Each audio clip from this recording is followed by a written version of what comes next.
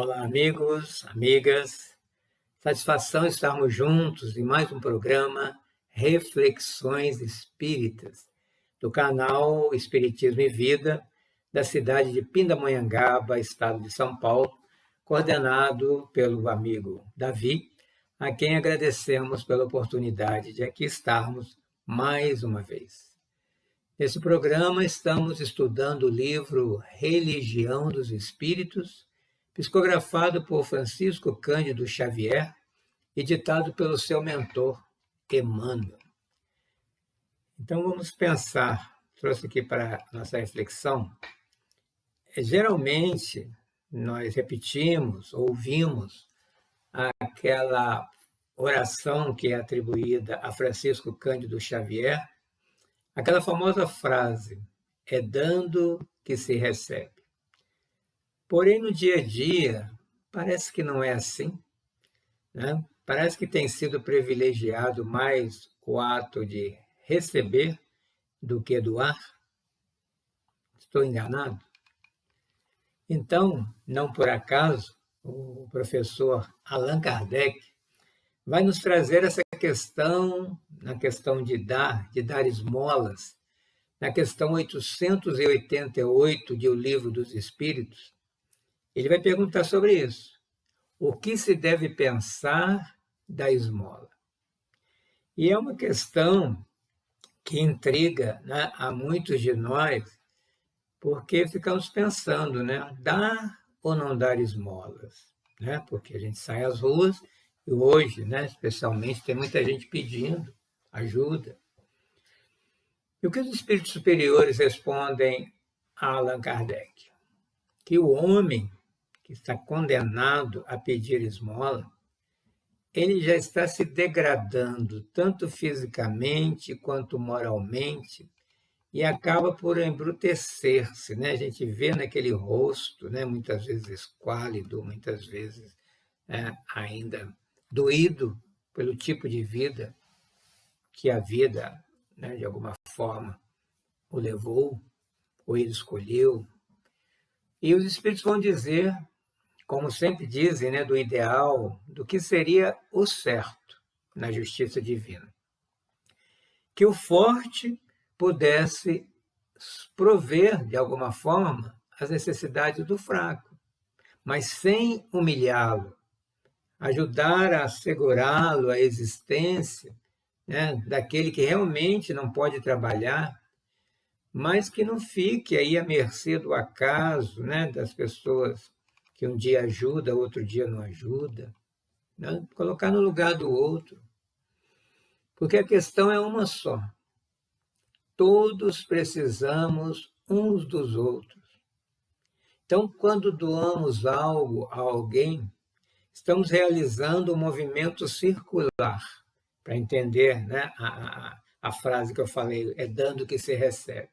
Aquilo que eu dou ao universo, né, ao ambiente, ao fluido, a alguém, volta para mim um dia, seguindo a lei que nós conhecemos de causa e efeito, causa e consequência.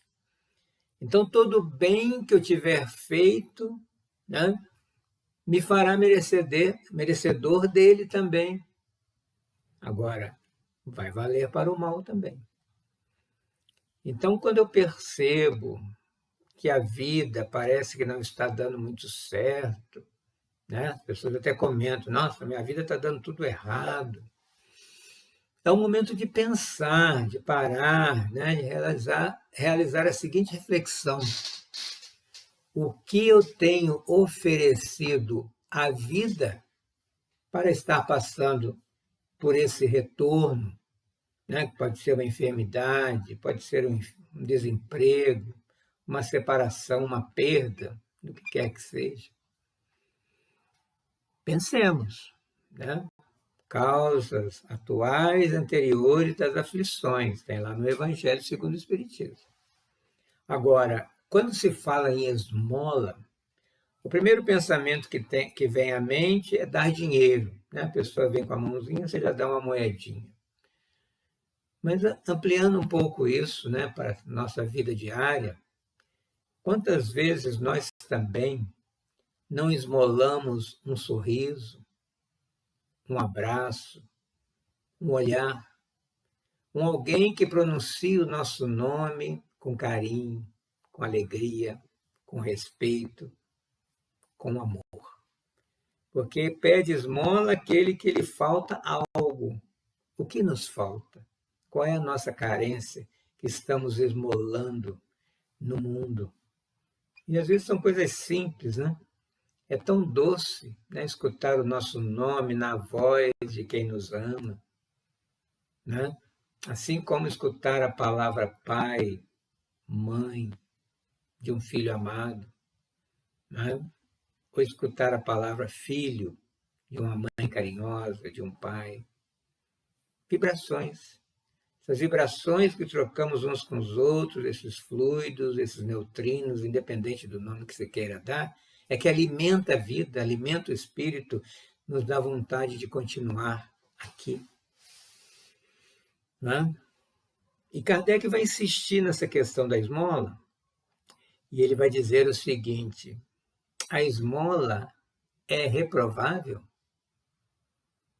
Né? Devemos ou não dar esmola? E os espíritos vão reforçar aquilo que já tinham respondido, né, na questão anterior. A questão não está na esmola, mas a maneira como ela é oferecida. Daquela forma vertical, né? Eu em cima, ali do alto do meu orgulho, e o outro ali humilhado, lá embaixo. Eu dou porque eu posso dar. Então, muitas vezes, a pessoa que pede, ao mesmo tempo, ela está se humilhando e agride, né? Dependendo de como eu dou, ele se sente agredido, porque ele já está ferido. E eu reforço aquilo, né? Tem gente que dá esmola e ainda fala: por que você não vai trabalhar? Aí a pessoa pode dizer: então me dê um emprego, como se fosse fácil para todo mundo. Né? Por isso que os espíritos que estão sempre nos ensinando vão dizer que o homem de bem, né? Esse termo aí bastante conhecido pelo capítulo 17 do Evangelho segundo o Espiritismo, Sede Perfeitos, esse homem de bem precisa ir ao encontro do necessitado, sem esperar que ele venha bater na minha porta, que ele venha me estender a mão, eu do alto ali do meu trono de reizinho. Coisas para pensar. Porque, mesmo fazendo o bem, mesmo a caridade que achamos que fazemos, ela pode ser orgulhosa. Porque ela vai passar aquela sensação que eu sou melhor do que o outro, porque eu estou ajudando, sou eu que dou a esmola e não estou naquela condição de desgraçado, de ficar pedindo, né, de receber. Aí, nessa hora, precisamos pensar como espíritas, de tudo que temos estudado e aprendido na doutrina espírita. E pensar o seguinte: se eu não estou naquela condição de esmolar, não é porque eu sou melhor do que ele, é porque eu não tenho condições de passar ainda por essa privação. Porque o meu orgulho ia gritar, ia se revoltar, e aí eu não iria aproveitar nada dessa provação ou dessa expiação. Essa é a diferença. Né? Porque até mesmo quando a gente faz a campanha do quilo, né, a gente bate numa porta para pedir pelo outro e recebe um não. Como é que é a minha reação? Né? Numa casa tão bonita, como que eles não vão me dar, né, um pacotinho de alguma coisa? E olha que não é para mim, é para os mais necessitados. E aquele que realmente está precisando por fome, por desemprego, como é que ele fica? Como é que ele reage? Humildemente, tranquilamente? É o espírito, né? Foi ali colocado para ele provar a sua humildade, que não é fácil para nenhum de nós. Então precisamos falar, já que o lema do Espiritismo é fora da caridade não há salvação, do que é essa salvação e o que é essa caridade. Nós sabemos que a verdadeira caridade que os Espíritos nos ensinam é bondosa, é benévola, né? Está tanto no ato de eu doar, quanto na maneira de praticá-la, sorrindo, olhando nos olhos, me condoendo com compaixão e não com pena pelo outro que está numa condição mais difícil neste momento, sem saber até mesmo a causa disso. Então, a altivez, né, a ostentação, acaba tirando todo o mérito do benefício, né? Jesus mesmo falou, né? Não sai da sua mão oposta ao que a outra faz. O que ele estava ensinando com isso? A não mancharmos a caridade com o fel do orgulho, a chaga do orgulho. Né? Porque tem muita gente necessitada, mas que tem receio de pedir para não ser humilhada. Aí sofre calada, não se queixa. E são esses infortunados, né, os verdadeiros infortunados da vida, que esse verdadeiro homem de bem ou humano deve procurar para ajudar. Mas sem ostentação, com aquele desejo de ser útil para alguém. Há um caso contado sobre a vida de Eurípides Barçanufo, né? Nosso grande médium espírita de Sacramento, Minas Gerais, que ao entardecer, acho que ele estava saindo do centro espírita, ele teve a intuição de visitar alguém que morava na zona rural e sofria de hanseníase.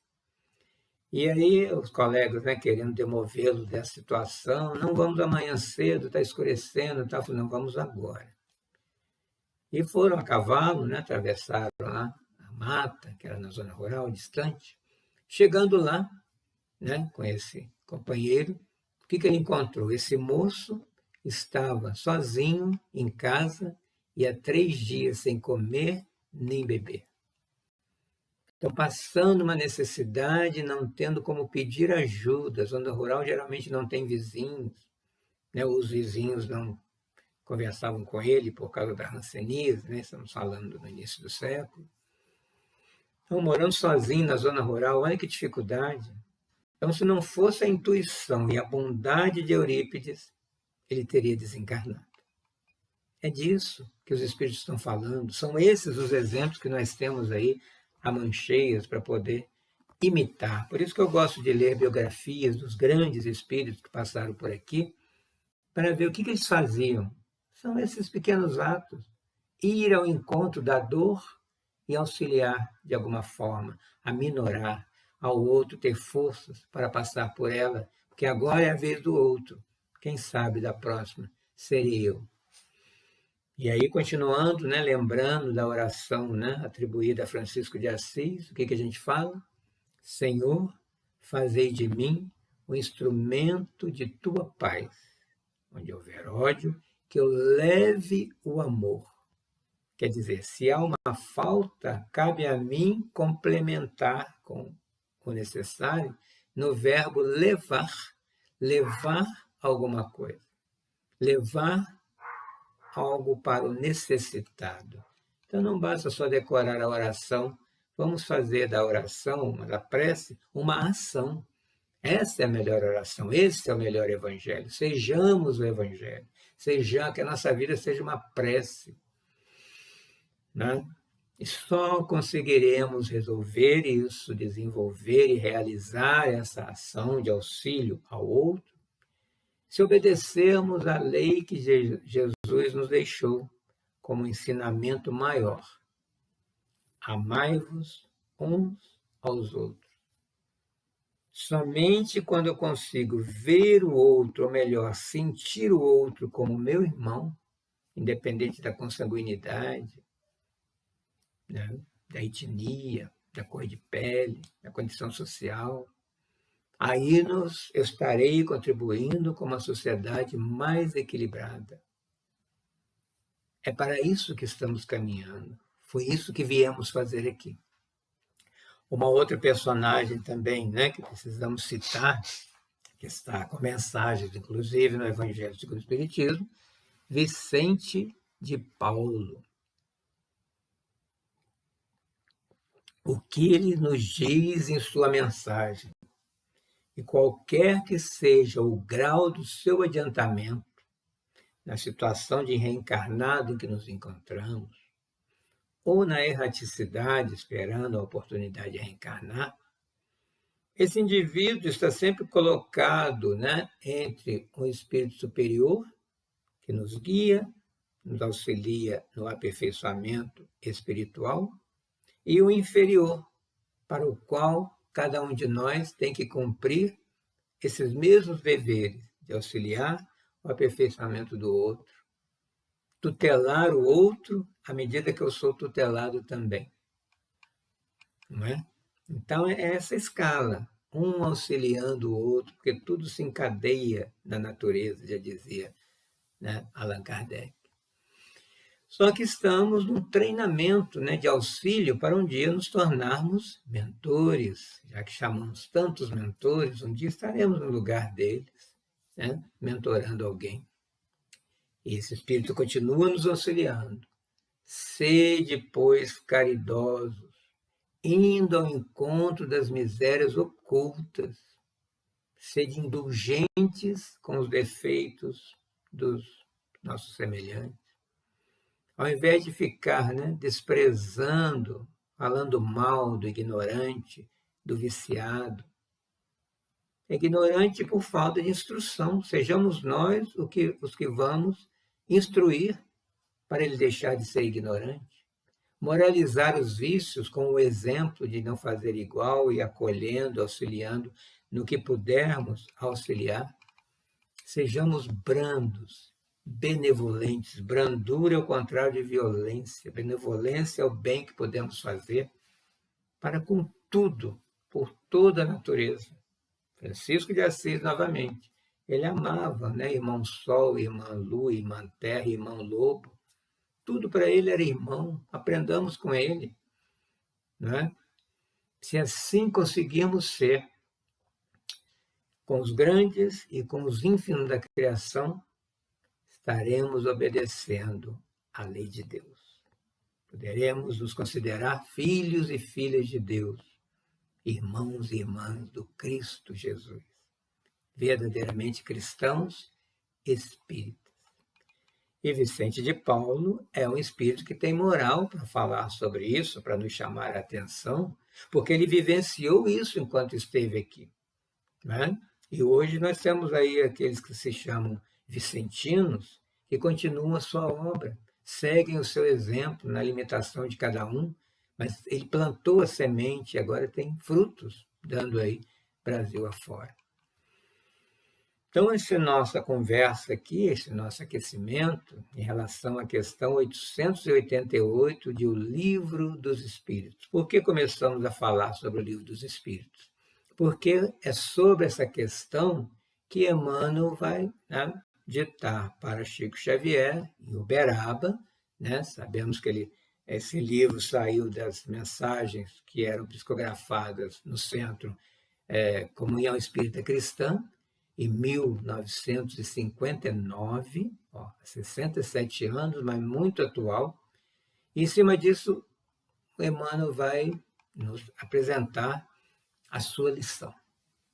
Então, no primeiro parágrafo, ele começa dizendo, o título da lição é Desistir. Né? O que a gente diz? E ele fala, desiste pobre. Entretanto, milionários de todas as procedências dar-te-iam larga fortuna por ínfima parte do tesouro de tua fé. Olha, num parágrafo, quanto ensinamento, chamando a atenção para que façamos a seguinte reflexão. Nesse mundo moderno, em que se valoriza tanto o ter, o dinheiro, o poder, ser pobre é sinal de fracasso, né? Por isso que ninguém quer ser pobre, ninguém olha para pobre. E aí Emmanuel vai dizer, né, que mais importante do que o dinheiro é a fé superior, né, a essa pobreza material que as pessoas correm tanto. Então, há muitas pessoas atualmente no mundo que só acreditam naquilo que o dinheiro pode comprar. E com isso, muitas vezes, perdem a fé em algo maior, em algo transcendente, em algo além da matéria, porque não conseguiram conquistar esse valor imperecível que vamos levar quando sairmos da matéria. Então, as pessoas querem ser ricas materialmente falando, uma riqueza que vai ficar na porta do túmulo, mas esquece que a riqueza é espiritual. E ele começa falando sobre fé. No outro parágrafo, ele vai dizer: dizes-te desorientado. Então, ele está falando das aflições que o homem fica repetindo. Contudo, legiões de companheiros, cujo passo a cegueira física entenebrece, comprar-te-iam por alta recompensa leve migalha da visão que te favorece para contemplarem faixa da natureza. Olha isso.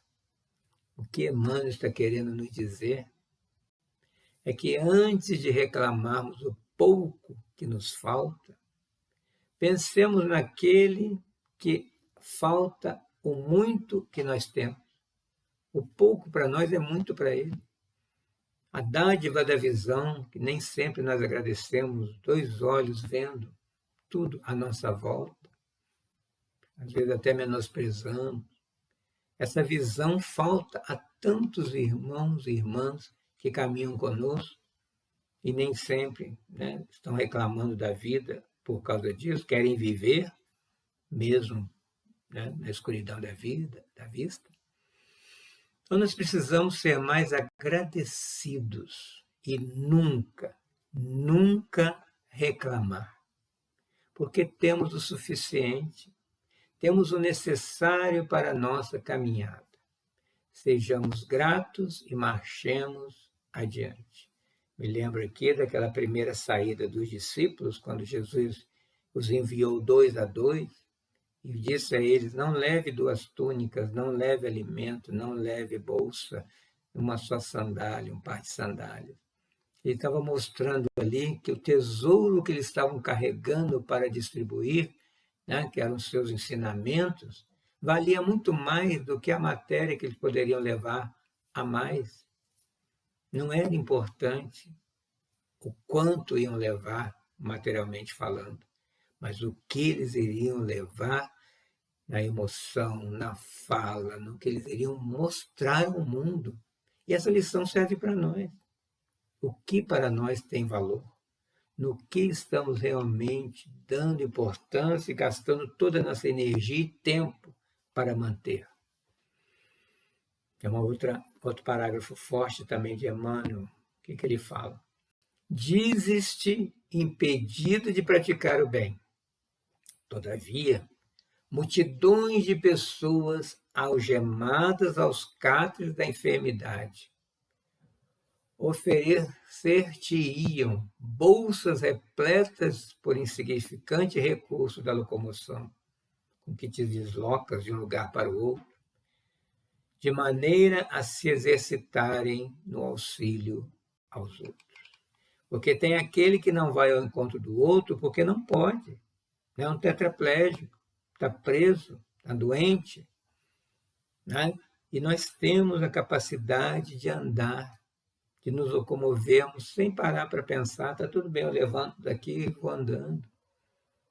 Temos agradecido por isso, por levantar da cama todas as manhãs com os 2 pés, com as 2 pernas funcionando. E não valorizamos, precisamos perder para valorizar. E às vezes reclama de uma dorzinha na perna, né? Mas ainda estamos caminhando. E ao caminhar podemos ir longe, escolher para onde ir, de preferência em direção ao outro, né, para ajudá-lo, de preferência para um centro espírita, para ouvir Jesus. E ir em direção ao outro me lembra a Madre Teresa de Calcutá, quando ela dizia: eu vejo Jesus refletido no olhar do outro e vou em sua direção.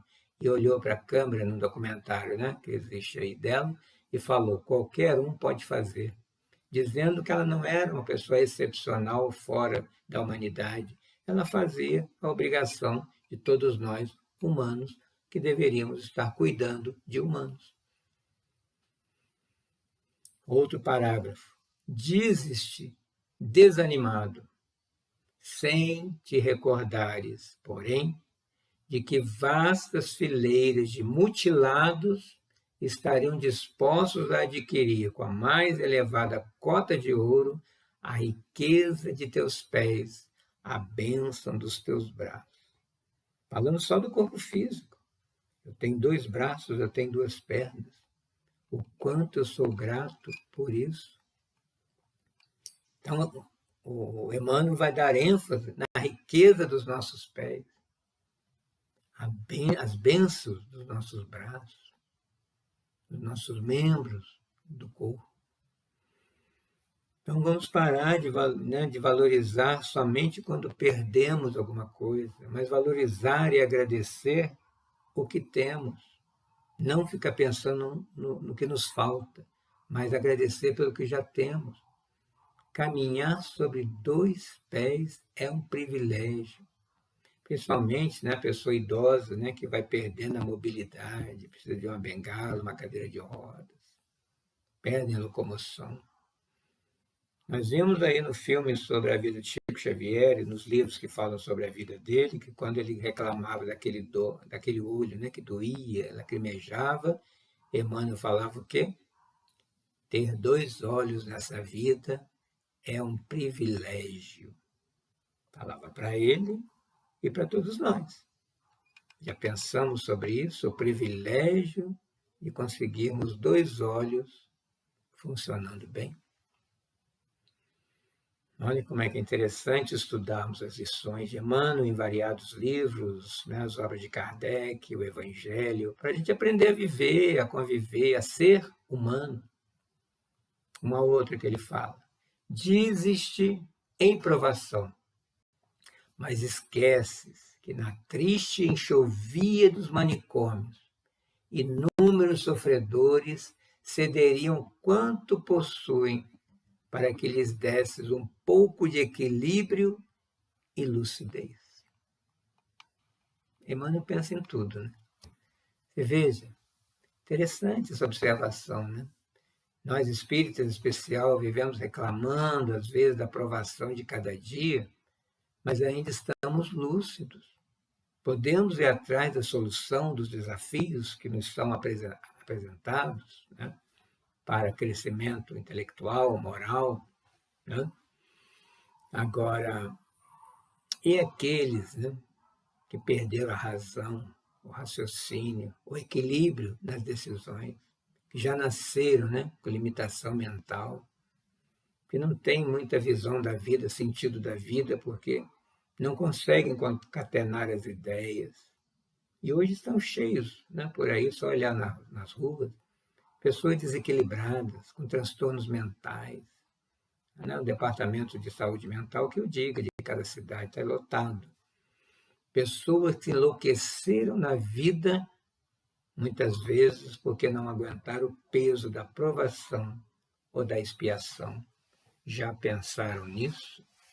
Que é um espírito que está ali. Pediu para voltar, pediu para passar por situações difíceis, mas não conseguiu. Uma altura da vida para o mundo que eu quero descer. Desequilibrou. Não sabe nem seu nome. Se não tiver uma família para dar apoio, fica pelas ruas. Vive em situação de rua. Acaba indo para as drogas e tantas situações que vemos aí na nossa sociedade.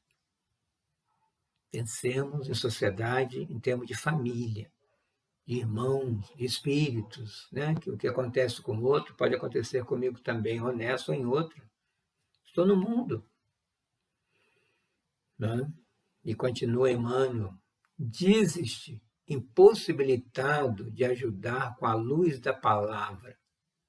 No entanto, mudos incontáveis fariam sacrifícios ingentes para deter algum recurso do verbo claro que te vibra na boca. somos capazes de pronunciar sons, de articular palavras. E quais palavras estamos vibrando para o ambiente, irradiando como alimento de espírito no nosso entorno, né? Na nossa psicosfera, no nosso ambiente. Não por acaso, Emmanuel também vai ditar para Chico Xavier, naquela série Fonte Viva, o livro Palavras de Vida Eterna, onde nós vamos encontrar no capítulo 96 esse título, Nas Palavras.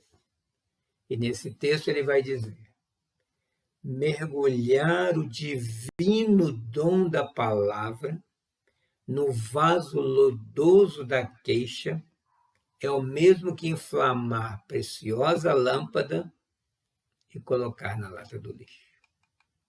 Olha que profundo. Temos que valorizar a palavra, né? Porque foi uma conquista de muitos e muitos anos. Os animais não conseguiram, nós já conseguimos pronunciar uma palavra, aprender palavras novas, expressar o pensamento através das palavras. E quais palavras que mais repetimos durante o dia? Elas edificam ou elas derrubam? Elas ferem ou elas curam? Jesus curava com a palavra, né? Numa pregação, numa palestra, podemos ser curados. É isso que Emmanuel vai dizer. Com a palavra podemos erguer a esperança aos pés daquele que desfalece na luta.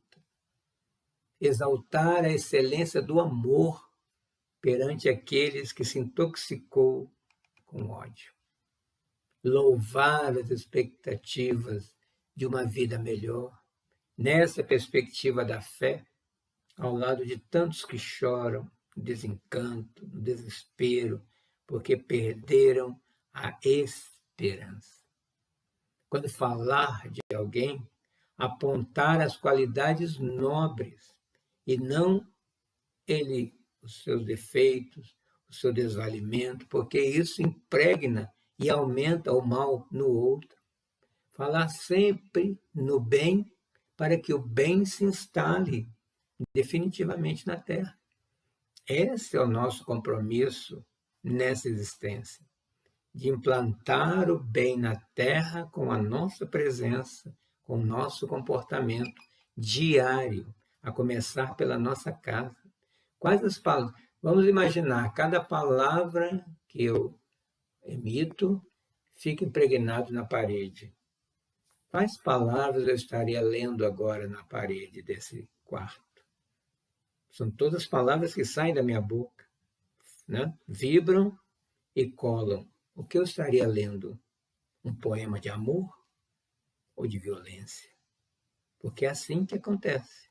A nossa energia, os nossos pensamentos, as nossas palavras ficam impregnados na nossa volta, na nossa casa, no nosso ambiente. É isso que aprendemos no Espiritismo. Acreditamos ou não? Uma outra observação de Emmanuel que a gente vê muito. Dizes-te desamparado. Entretanto, milhões de criaturas dariam tudo o que lhes define a posse na vida para usar um corpo harmônico qual o teu, a fim de socorrerem os filhos da expiação e do sofrimento. Aí eu pergunto, como é que nós espíritas podemos nos sentir desamparados? Somos tutelados o tempo inteiro, acompanhados, né, por esses irmãos aqui que estão à nossa volta, intuindo a nós todos, né? Nos colocando ideias, estimulando ideias novas, nos inspirando, nos protegendo o tempo todo. Aqueles que nos amam do invisível estão torcendo para a nossa vitória, para a gente chegar lá melhor. E até mesmo os encarnados que são colocados na nossa vida nos auxiliam tanto. Quem nunca passou por um problema e, de repente, uma pessoa do nada trouxe uma solução, trouxe uma informação, uma doença, né? O nome de um médico, o nome de um remédio, o nome, né? somos tão ajudados, a começar pelos pais que disseram sim para a nossa reencarnação. Já agradecemos por isso? Sem eles, não estaríamos aqui. Né? Então, eles disseram sim, aceitaram a nossa vinda, tutelam até hoje, muitas vezes, a nossa vida, mesmo desencarnados, pensam em nós, pedem por nós, só vê aí os livros de Manuel Filomeno de Miranda, André Luiz e tantos outros. É sempre aquela mãezinha que vai atrás de Bezerra de Menezes pedindo, porque uma filha, um filho vai cometer um ato de deslocados e ela precisa de auxílio, vai atrás dos maiorais. Então, ao invés de ficarmos reclamando do pouco que temos, pensemos naquele para o qual isso seria objeto de felicidade. Quando foi perguntado a Jerônimo Mendonça, né, o gigante deitado, o que era felicidade para ele, sabe o que ele respondeu? Virar de lado. Porque por muitos anos ele só podia ficar em decúbito dorsal, deitado de costas, nem podia sentar, nem ficar em pé, ficava meio inclinado. E o que é ficar o tempo inteiro na mesma posição? E às vezes à noite a gente perde o sono, vira para um lado, vira para o outro, fica reclamando, mas aí nessa hora tem que pensar nele. Nós ainda podemos virar de um lado para o outro, sem precisar de ajuda, de instrumentos, né? E tantos outros tetraplégicos, né, que ficam imobilizados na cama. É pensar no outro, sim, que está pior do que nós, para a gente dar valor do quanto que nós temos. Né? Que tenhamos sempre um sorriso de confiança em algo maior. Sempre nos nossos lábios uma prece de ternura, uma frase de bom ânimo para o outro que está quase caindo ou já caído, um gesto de solidariedade, um minuto de paz na nossa vida e na do outro não tem preço. Um bom pensamento que a gente possa irradiar para o mundo já ajuda tanto. Né? Então, esse pouco que não damos valor é muito para Deus, que aguarda que comecemos a fazer isso. Por isso ele nos trouxe aqui. Por isso ele nos oportuniza a realizar algo em favor do irmão. Ele quer que cuidemos dos seus filhos para ele, em favor da terra, nossa casa, que todos devem caber, e em favor de nós mesmos, que ao cuidar do outro, estamos crescendo com o outro, para o outro, pelo outro. Então, nesses tempos que estamos vivendo e vivenciando e observando atitudes egóicas, que muitas vezes até são valorizadas como algo positivo, Emmanuel vai nos exortar. Sai de ti mesmo, auxilia o próximo. Que muitas vezes ele espera simplesmente uma palavra de entendimento, um bom dia, um olhar, uma palavra de reconforto para tirá-lo das trevas da amargura, para vir das trevas da sua caverna, onde se encontra escondido, para a luz, como fez Jesus com Lázaro, como a alegoria da caverna de Platão. Dar um ouvido, precisamos de pessoas que escutem a reclamação do outro, um ombro para chorar, a presença.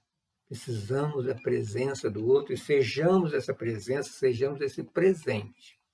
E todos nós podemos fazer. Basta querer, basta começar. Estaremos ajudando a nós outros. E Emmanuel, então, vai terminar a mensagem dizendo que a caridade pura é amor sempre vivo, a fluir incessante do amor de Deus que reflete em nós para o outro. Então, deixemos-nos banhar nessa chuva de bênçãos fluídicas de luz, diária que recebemos no nascer do sol, do abrir os olhos, de abrir a boca.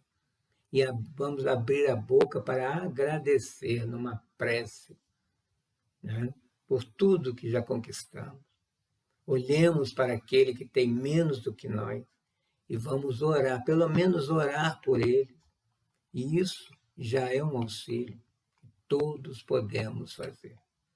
Sejamos mais ação do que reclamação.